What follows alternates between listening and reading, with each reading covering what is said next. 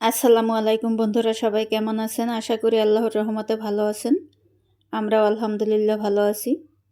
চলে আসলাম আজকে আরও একটি নতুন রেসিপি নিয়ে। আজকে বানাবো সিঙ্গারা।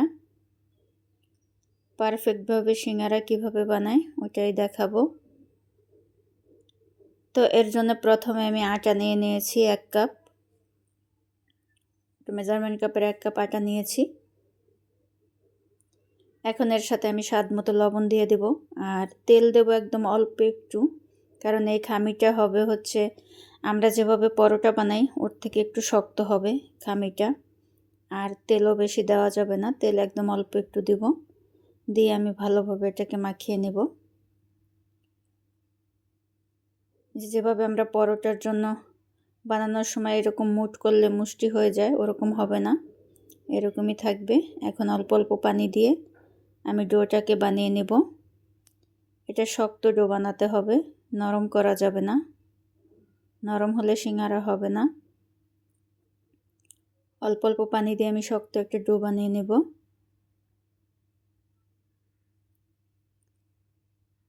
এই তো আমার ডোটা বানানো হয়ে গেছে। এই যে এরকম শক্ত হতে হবে, একদম হাতের শক্তি দিয়ে তারপর এটাকে এভাবে করতে হবে, মথতে হবে। এখন এটাকে আমি ঢাকনা দিয়ে রেখে দেব 20 মিনিটের জন্য। এই 20 মিনিটের জন্য ঢাকনা দেয়া থাকুক, আর আমি এর মধ্যে আলুটা ভাজি করে নিব। আলুটা আমি কেটে নিয়েছি এরকম স্কোয়ার শেপ করে। এখন আমি চুলায় চলে যাব। আলুটা ভাজি করার জন্য একদম অল্প একটু তেল দিয়ে নিয়েছি, আর এখন 1 চিমটি পরিমাণে পাঁচফোড়ন দিব। এরপরে আলু দিয়ে দিব, অল্প একটু হলুদ দিব,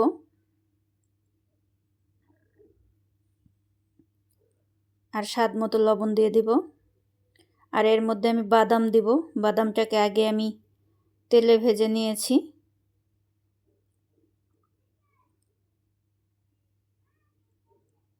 এতে এভাবে একটু কষিয়ে তারপরে বাদামটা দিয়ে দেব।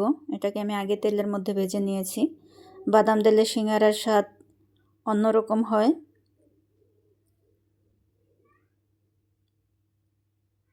এখন অল্প একটু পানি দিয়ে দিব। ঢাকনা দিয়ে রাখবো 5 মিনিটের জন্য। চুলার আঁচটা একদম লোতে রেখে দেব। ফিরে আসলাম 5 মিনিট পরে। যেগুলো এখন এইভাবে খুরচুন দিয়ে একটু টাকিয়ে ভেঙে দিব।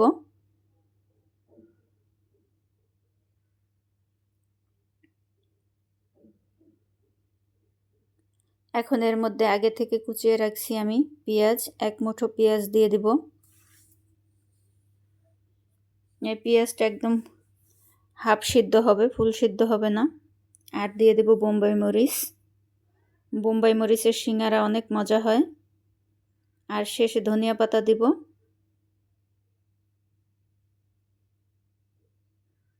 এতে আমার আলুটা ভেজে নেওয়া হয়ে গেছে।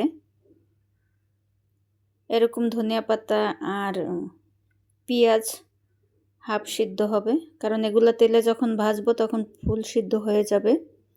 এই যে এখন আটাটাকে আমি ভালোভাবে মথে নেব। এখন এটাকে একটা লম্বা রোলের মতো বানিয়ে নেব। এখন আমি মাপ অনুযায়ী কেটে নেব এগুলোকে।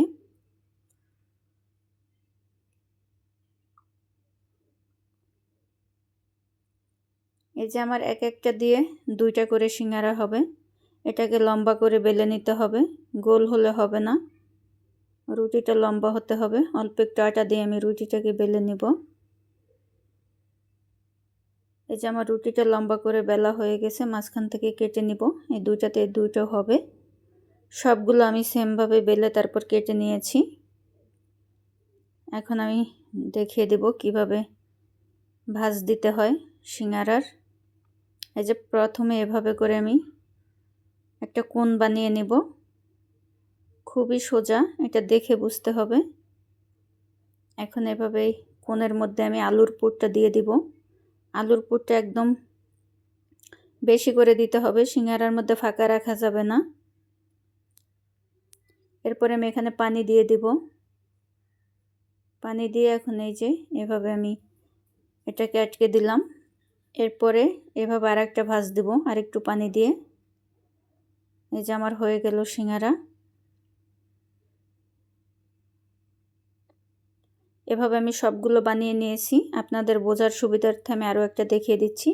এভাবে আঙুলের মধ্যে আমি ওই সিঙ্গারার কোণটাকে রাখবো, রেখে এভাবে পানি দিয়ে ভাঁজ দিয়ে নেব একটা, পরে আবার আর একটা ভাঁজ দিয়ে নেব। এটা এখন আমি চুলায় চলে যাব।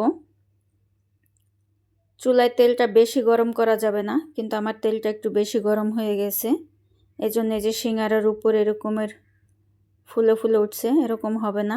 এটার সিঙ্গারার গাটা একদম মসৃণ হবে, কিন্তু আমার তেলটা বেশি গরম হওয়ার কারণে এরকম হয়ে গেছে। তেলটা একদম কম গরম করতে হবে। তারপরে চুলার আঁচটা লো করে ভেজে নিতে হবে, সুন্দর একটা কালার না আসা পর্যন্ত। যখন এরকম একটা বাদামি কালার চলে আসবে তখনই আমি তুলে নেব সিঙ্গারাগুলো। ভালো থাকবেন সবাই, আল্লাহ হাফেজ।